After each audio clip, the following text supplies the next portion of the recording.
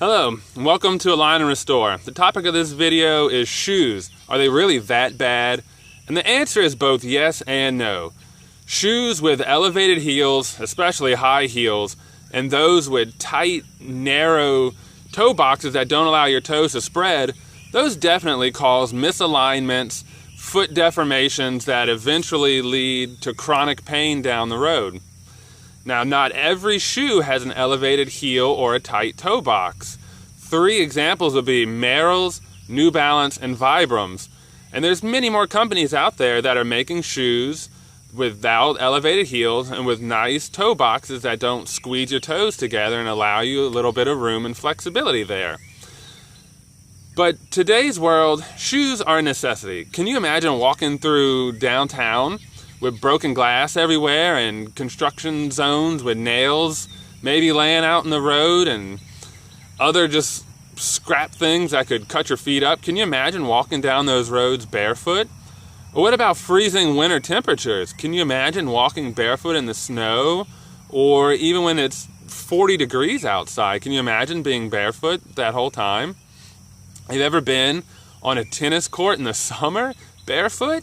Man, I like to burn your feet off doing something like that. And then there's just working conditions. Say you have to wear steel-toe boots for your job because of objects that could fall and crush your feet. Well, could you imagine working in jobs like that, on job sites, barefoot? I couldn't. No, in today's modern world, shoes are a necessity. But I think it's very important to pick shoes that are going to cause the least amount of harm down the line. And I've read quite a bit of studies on the prevalence of foot pain in today's world. And, some of the results and conclusion to these studies are both shocking and not shocking.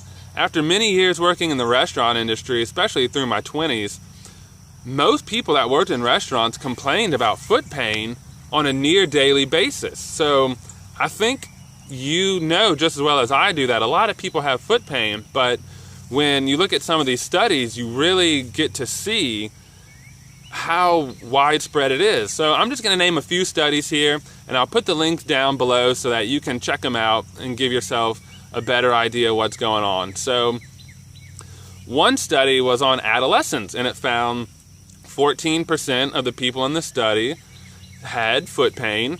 There was another one, I think it was in Adelaide, Australia, of a general population, and they found that 19% of the respondents had foot pain. There was one in America, I think it was over the ages of 45. So people over the age of 45, I think it was 24% had daily foot pain, or at least frequent foot pain. 15% had ankle pain, and 2/3 of them reported moderate foot pain.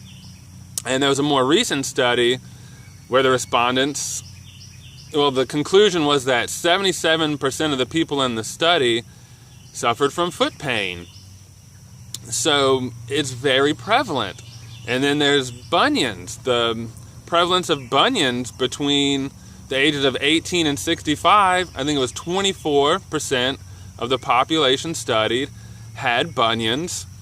And over the age of 65, I think it was 35% of the people had bunions.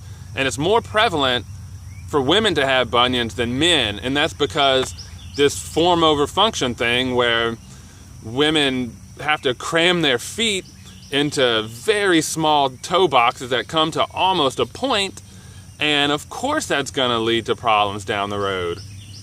Now, if we move up the kinetic chain past the feet and ankles to the knee, there was a study that found that 25% of adults suffer from knee pain.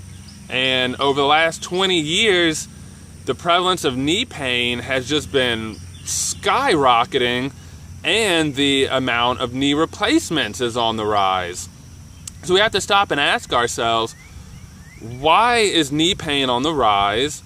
Why does the seemingly large chunks of our society suffer from foot and ankle pain and knee pain and even back pain? And well, when you roll up the kinetic chain, when you have these shoes that are causing a faulty gait pattern and big misalignments that go all the way up your chain, all the way to your head. From the foot to the head, it's causing misalignments. Well, it's no wonder that we find so much foot pain in our society. So for me personally, I wear the Vibram 5 Fingers these days.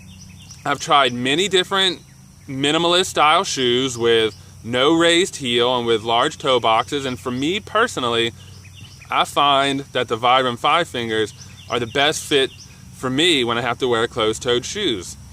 Now, I suggest for you to try many different styles of shoes by many different brands. Go to your shoe store and ask them about shoes that don't have a zero drop, is what I've heard some of these shoes called, and find ones with a large toe box and try on many different styles from many different brands and find what works best for you. But I know for me personally, I enjoy very much wearing the shoes that don't have an elevated heel, and I can feel the difference when I walk after wearing these shoes for well over a year now. When I slip into a pair of my old shoes that have an elevated heel, everything feels off. It feels very strange. So hopefully you learned something in this video and you can make a more conscious awareness. You can be more consciously aware of how shoes affect you, and when you're shopping for a shoe, you can find one that won't cause so much misalignment. So that concludes this video. Hope y'all learned something, and y'all have a great day.